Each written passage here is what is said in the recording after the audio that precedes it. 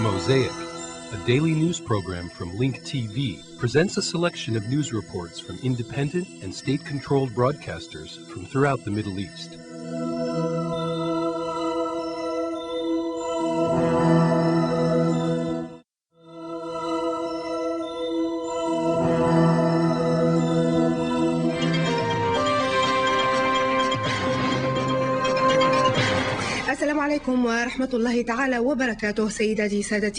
Peace be upon you. Welcome to the news. A statement published on an internet website for the Al-Qaeda in the Land of the Two Rivers organization, headed by Abu Musab al-Zarqawi, announced that they killed the two Algerian diplomats, Ali Bil-Arousi and Azzeddin Bil-Qazi. The statement said that the organization killed the two kidnapped Algerian diplomats last Thursday in the Mansour neighborhood, west of the capital of Baghdad. The published statement comes 6 days after the kidnapping of the two Algerian diplomats. These crimes come after international and national calls and intense efforts were made to free the Algerians. المكثفة لإطلاق سراح الدبلوماسيين الجزائريين. We will take a look at these two martyrs, Ali Bil-Arousi and Azzeddin Bil-Qazi, in this report by Kamal Omal. Ali Bil-Arousi was yet another son of Algeria who sacrificed his life for his nation. The Al-Arousi family is one of the most prominent families in the area of Igmar in the state of Wadi. Ali Bil-Arousi was born in 1943 in the city of Igmar in the state of Wadi, where he finished primary school, memorizing the Quran and Islamic jurisprudence. He then moved to Tunis, accompanied with members of his family, and then to the capital of Algeria. He worked in the National School of Administration and with the Algerian TV broadcaster as a producer and editor for a sports program called Sports Mirrors. Before he went into diplomacy, he was transferred from being a staffer in the Algerian Foreign Ministry to diplomatic attaché in Qatar and France. Then he was appointed as the charge d'affaires in the Algerian embassy in Baghdad on January 21st, 2004. He was married and the father of 4 sons. He was close to retiring from diplomatic service and returning to his homeland. However, the cowards and criminals did not give him the opportunity. His fate was bound to be killed by terrorists in the land of the two rivers. The same is true for Azzeddin Bil-Qazi, the son of Beheads city, born in June 10, 1958. He worked as administrative attaché in the Algerian embassy in Baghdad. This was his first position outside the country, just for 1 week before he was kidnapped by the terrorist group. Azzeddin Bil-Qazi, who was 47 years old, was single. Because of the love of his profession and his love for the Iraqi people, he decided to stand by his friends during these difficult times. The criminal and cowardly hands of terrorism did not allow him to fulfill his noble mission of building bridges of brotherhood and communication between the people of Iraq and Algeria. These brotherly ties will not be destroyed by a handful of cowardly terrorists.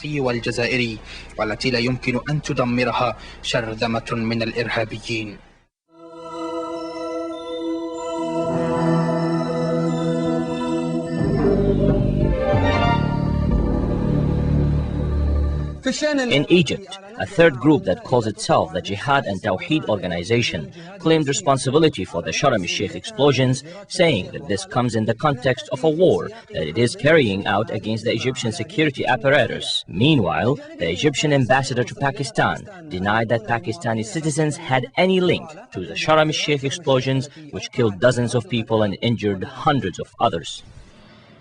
There is still silence at the 2 tents in the Egyptian Sharm el-Sheikh tourist resort. A third unknown group claimed responsibility for the Sharm el-Sheikh explosions, which killed dozens of people and injured hundreds of other Egyptian resort workers and tourists. The group that calls itself the Egyptian Jihad and Tawheed released a statement on the internet claiming responsibility for the Sharm el-Sheikh blasts, saying that it was the second bombing after the Taba explosions last year.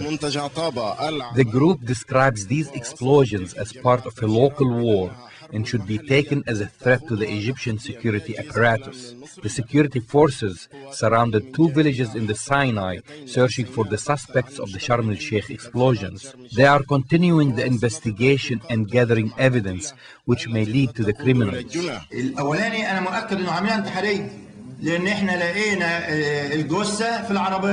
I'm confident that it was a suicide operation because we found the body in the car. It was the first car at Ghazala Hotel.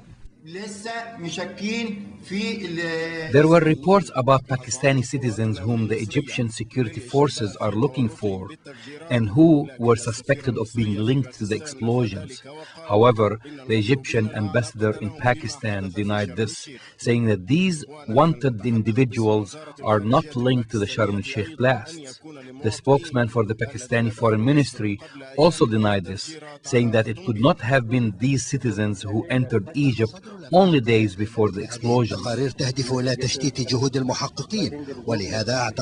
security sources added that such reports aim to divert the efforts of the investigators. Because of this, I don't think that there is a link between these 9 individuals and the explosions in Egypt. The U.S. President George Bush, during his condolence visit to the Egyptian embassy in Washington, said that his government firmly stands with the Egyptian government and people in rejecting violence and terrorism. The people who struck Sharm el-Sheikh killed Muslims, innocent mothers and dads, people who were just trying to make a living. They had no heart, they have no conscience, they have no ideology that is hopeful. They have an ideology of hate. In an effort to revive the Sharm el-Sheikh resort activities, the Egyptian government decided to decrease by half the fees for airlines landing and taking off at Sharm el-Sheikh airport. It also decided to organize tourist packages with lower rates and launch an ad campaign for tourism, which generates for Egypt $7 billion in revenues annually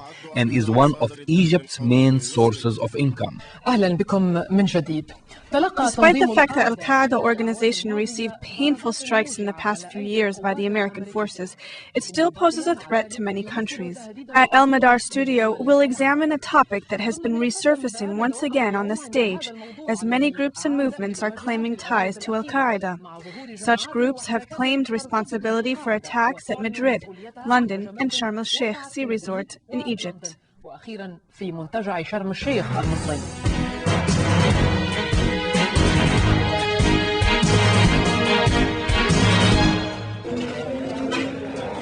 The recent bloody bombings of Egyptian Sharm el-Sheikh Sea Resort was the latest round in a series of attacks launched by groups claiming responsibility and ties to Al-Qaeda, which is led by Osama bin Laden. Sharm el-Sheikh's attacks resulted in the death of more than 80 people. A group named Abdallah Azam Brigade in Egypt and Syria claimed responsibility for the attacks. 2 weeks prior to the Sharm el-Sheikh attacks, the British capital witnessed the worst catastrophe ever since World War II. The Abu Hifis al-Masri Brigade, who claims ties to Al-Qaeda, took responsibility for the London bombing attacks. This group also claimed responsibility for the Madrid attacks on March 2004. Moreover, they are making threats to execute more operations in Europe if foreign countries do not withdraw their forces from Iraq within 1 month. Iraqi civilians get killed every day at the hands of suicide bombers and booby-trapped cars. Most of the time, the responsible party is a group associated with Al-Jihad organization and the Land of the Two Rivers, under the leadership of the Jordanian national Abu Musab al-Zarqawi. He was chosen by the Al-Qaeda leader Osama bin Laden and by Ayman al-Zawahiri, the number 2 man in Al-Qaeda.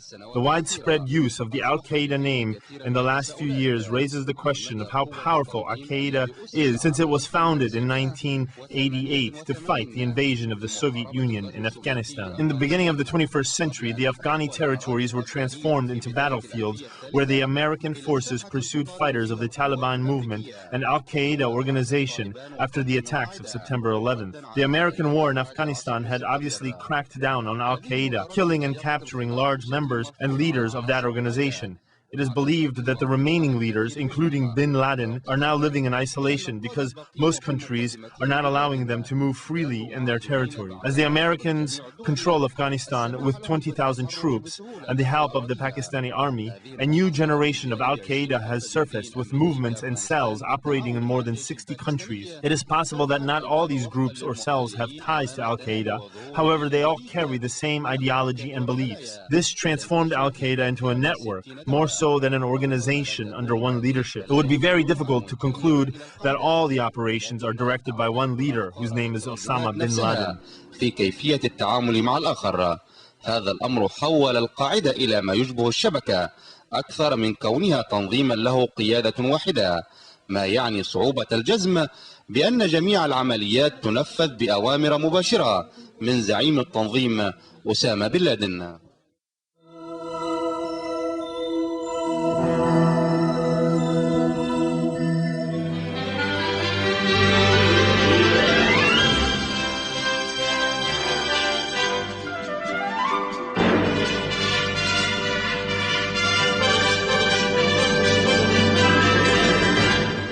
Iraq's transitional prime minister called today for a speedy withdrawal of U.S. troops from Iraq, while the top U.S. commander to country said he believed a fairly substantial pullout could begin next spring and summer. Visiting Rumsfeld today told Iraqi leaders to get on with it in preparing a new constitution, while an Iraqi official said U.S.-led forces could hand over security for 10 cities by December. The minister said, had a good discussion about the progress being made with respect to the Iraqi security forces and our common interest in seeing them develop to the point where they can take over full responsibility for security here in Iraq. I wouldn't say that it's necessarily a stalemate. I mean, insurgencies need to progress to survive, and this insurgency is not progressing. What you're seeing is a change in tactics to more violent, more visible attacks against civilians. And that's a no-win strategy for the insurgency. According to an internet statement, Al-Qaeda in Iraq said it killed today the 2 Algerian diplomatic envoys it had kidnapped last week. The military said today 4 U.S. soldiers were killed by bomb explosions in southwest Baghdad. Elsewhere, 3 people were killed and 37 wounded when a mortar round struck a busy central Baghdad bus station today. Some 15 minibuses at the Alawi Hilla station were slightly damaged by the mortar fire. In another attack, a suicide bomber wounded 2 policemen and 2 soldiers when he drove his booby-trapped car at a checkpoint in the southwest of the capital. Meanwhile, a senior Baghdad International Airport official was abducted today by gunmen, along with his driver and another companion. Mahir Yassin, director of the communications department at Baghdad Airport, was kidnapped from Baghdad's Western Mansour neighborhood on his way to work by assailants in 2 cars. In an earlier development, an improvised explosive device exploded next to an Iraqi National Guard convoy north of Kirkuk yesterday evening. 1 Iraqi soldier was killed and 4 others were injured. 2 of them were seriously injured. In another development, Iraqi police today announced the arrest of an Egyptian national and a top Al-Qaeda operative in a raid south of Baghdad. The 35-year-old man, identified only as Tantawi, was arrested after a gun battle this morning in a rural area near Yusufia, an insurgents' north base of some 25 kilometers south of the capital.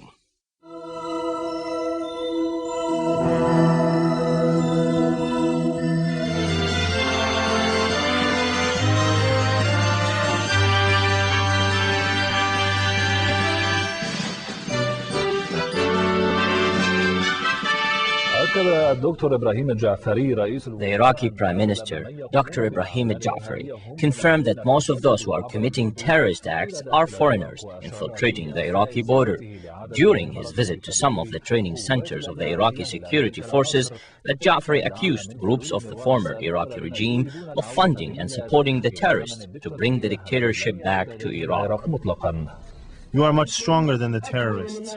Terrorism is not only a threat in Iraq, it is a threat to the entire world. The Iraqis are now on the front line to defend humanity. Terrorists have proven that they are uncivilized and target humanity in all of its forms. Training sessions were in progress when the Prime Minister and the Commander-in-Chief, Al-Ja'fari, arrived at the center. He took a first-hand look at the level of training and the high morale of the fighters who will defeat the terrorists.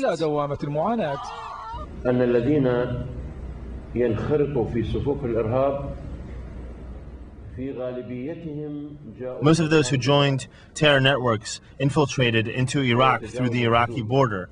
They come here to join forces with members of the former Iraqi regime. They ruled Iraq with an iron fist.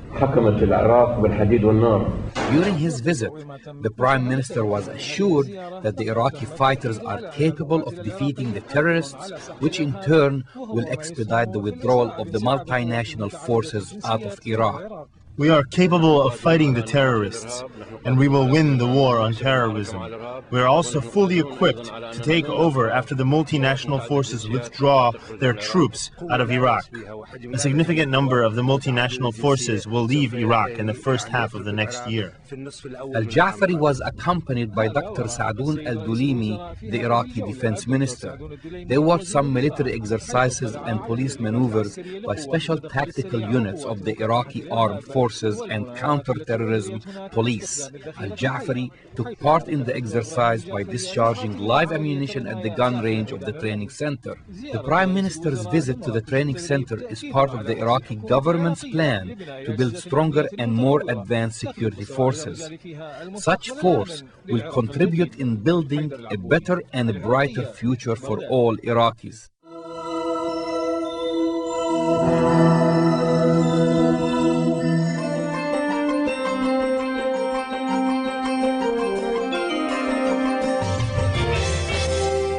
Welcome. House Speaker Beheads announced that the Parliament would meet tomorrow to debate the new government of Prime Minister-designate Fouad Sinura, the first to include a nominee from Hezbollah.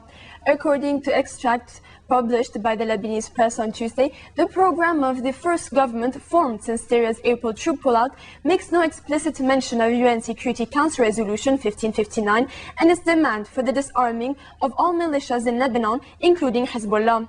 The program contains only a general commitment to respect UN resolutions. An internal dialogue will be opened about the future of Hezbollah's military wing, which still exclusively patrols the formerly Israeli-occupied south. The program also expresses commitment to the establishment of healthy, privileged and solid relations with Syria. Relations between the two neighbors have been strained since the pullout, with Lebanese trucks being blocked at the border in a major blow to trade and large number of Syrian workers following the troops out for fear of reprisal, depriving their country of desperately needed remittances.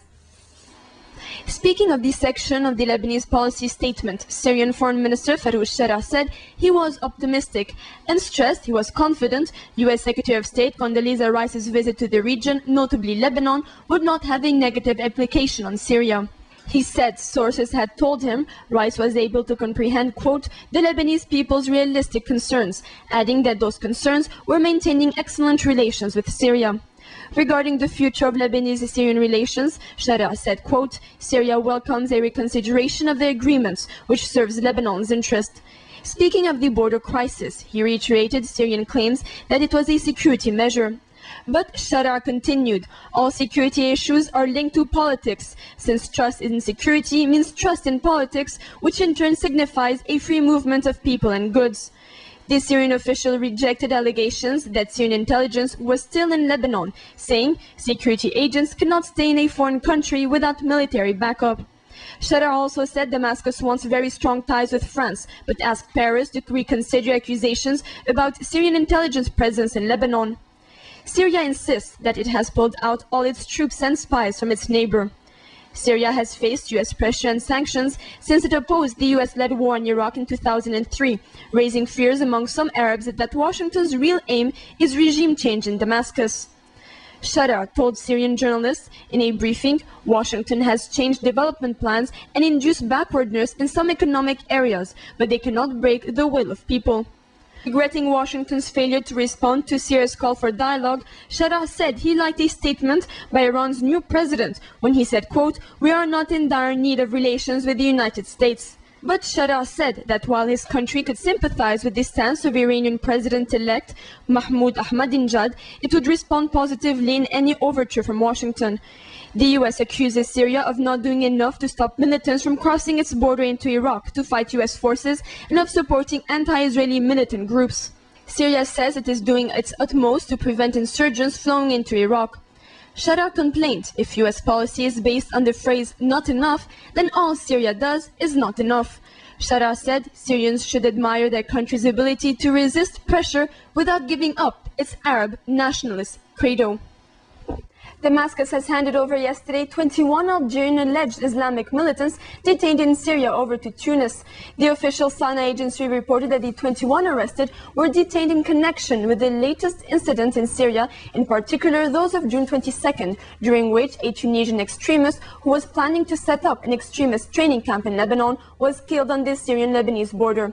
It said they were handed over as part of cooperation with Tunisian authorities in the fight against terrorism. Damascus said on Monday it had handed over another 12 alleged militants to Riyadh. Syrian Deputy Foreign Minister Walid Muallim said last week his country had detained 1,240 foreign extremists trying to enter Iraq. Muallim did not say when the arrest happened or include a breakdown of those arrested by nationality, but did say that most of the foreigners were handed over to their embassies. Progress made during intensive talks with security chiefs from Egypt, which would see their soldiers take responsibility for the border in the aftermath of the pullout, left Israeli Defense Minister Shaul Mufaz confident that the so-called Philadelphia Road border can also be evacuated. Mufaz confirmed to the Yediot Ahronot Daily comments by his office that he expected an agreement to be signed with the government in Cairo soon. Israeli officials have previously said an agreement for 750 Egyptian frontier guards to deploy along the border after Israel's pullout would be signed shortly. Mufaz also predicted that a majority of the 8,000 settlers would leave voluntarily, although he expected it will be difficult in hardline settlements such as Kfar Darum and Nazarim. Following a meeting with Mufaz, Palestinian Civil Affairs Minister Mohammed Dahlan acknowledged positive Israeli gestures linked to the planned withdrawal from the Gaza Strip. The Palestinian minister added that Mufaz had given the green light for the construction of a port at Gaza with warehouses built on the side of the Jewish settlement of Nazarim. For his part, Palestinian President Mahmoud Abbas confirmed that progress had been made in the coordination of the Israeli withdrawal from the Gaza Strip. He stressed that he would do all he could to maintain the fragile ceasefire proclaimed by various armed Palestinian groups in March. Israel's Home Intelligence Chief predicted Hamas would ease off attacks in Gaza after next month's pullout, as thousands of troops began rigorous training for the withdrawal. In a related development, Israel's Yediot Ahronot newspaper reported that Jewish extremists opposed to Israel's Gaza pullout dipped into an ancient ritual to put an Aramaic death curse on Prime Minister Ariel Sharon. Far-right Israeli activists held a pulse at the Noura to pray for the death of former Prime Minister Yitzhak Rabin in 1995, a few days before he was killed by a Jewish extremist for trying to make peace with the Palestinians. France and Israel will seek to open a new chapter in their relations today, leaving behind a bitter row over anti-Semitism to focus on talks about the Middle East. Israeli Prime Minister Ariel Sharon is to meet French President Jacques Chirac for lunch and talks. Both sides are eager to go well. In today's talks, Sharon will seek greater French support for efforts to disarm Lebanon's Hezbollah and Palestinian armed factions. Another item on Chirac and Sharon's agenda is the international efforts to prevent Iran from obtaining nuclear weapons. Israel feels France could do more to press the issue. Iran says its nuclear program is for electricity. Today, outgoing President Mohammad Khatami said Iran decided to end the suspension of sensitive uranium or conversion activities, regardless of what proposal the European Union makes in the next few days to try and dissuade it. Egyptian investigators have found connections between the deadly bombings in Sharm el-Sheikh and other waves of attacks last October on Sinai resort further north. A senior security official also rules out any involvement in the triple attacks of 6 Pakistanis who had been suspected after reports that their forged passports were found in a hotel. The official told AFP all clues so far indicate that the group that carried out the Sharm el-Sheikh attacks used the same strategy and planning as that adopted by the perpetrators of the first wave of attacks. According to the Health Ministry, at least 67 people, including 16 foreigners, died in Saturday's bombings. Security sources had said that a known Sinai Islamist named Youssef Badran was suspected of being one of the Sharm el-Sheikh suicide bombers. A previously unknown movement calling itself the Unity and Jihad Group in Egypt on Tuesday became the third organization to claim responsibility for the attacks. In London, police arrested 4 men today in pre-dawn swoops in the English city of Birmingham in connection with last week's botched attempt to blow up 3 London Underground trains and a double-decker bus in London.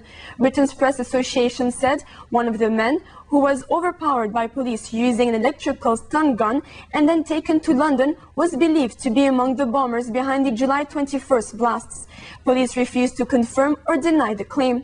The arrests bring the total arrest in connection with the July 21st attacks to 9 people. And a possible link development: 2 men were arrested Tuesday night at Grantham railway station under the Prevention of Terrorism Act as they traveled from Newcastle to King's Cross station in London.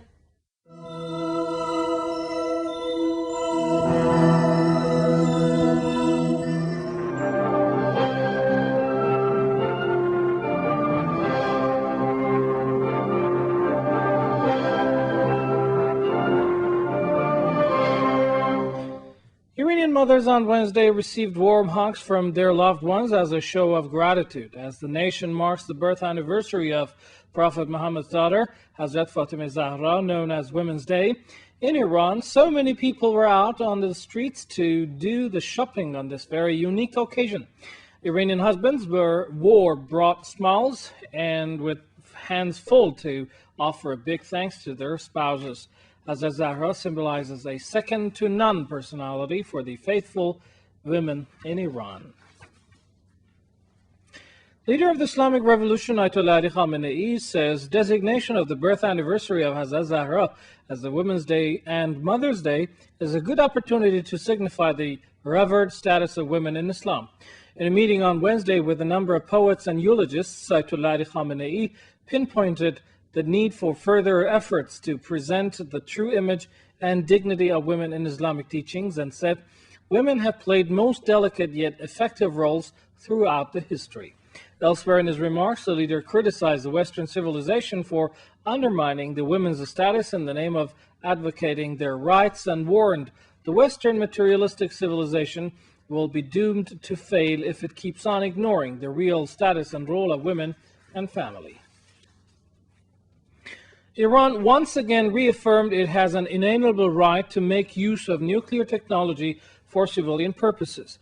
Attending the very last press conference before his term of office is out, President Mohammad Khatami told reporters on Wednesday that Isfahan uranium conversion facility is going on stream in a few days. Pointing to the transparent nature of Iran's nuclear program, President Khatami said the country will in no way abandon its peaceful nuclear activities, including operation of fuel cycle.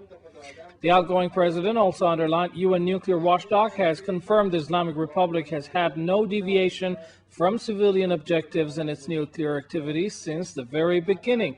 Khatami also said the suspension of UCF in Isfahan was a goodwill gesture in response to EU demands, adding, however, the complex will become operational if Europeans fail to present their comprehensive plan to Tehran before early August.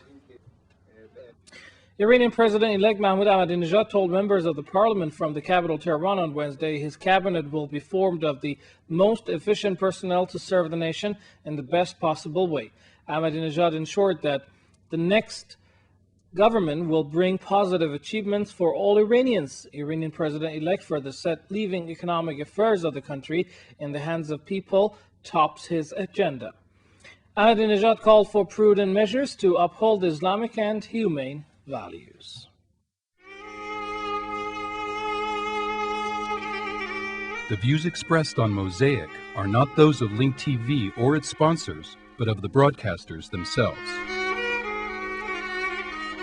Mosaic is made possible by a grant from the John S. and James L. Knight Foundation, which promotes journalism excellence worldwide and invests in the vitality of 26 U.S. communities, and the William and Flora Hewlett Foundation, Additional support is provided by the Firedoll Foundation and Henry and Virgilia Dakin.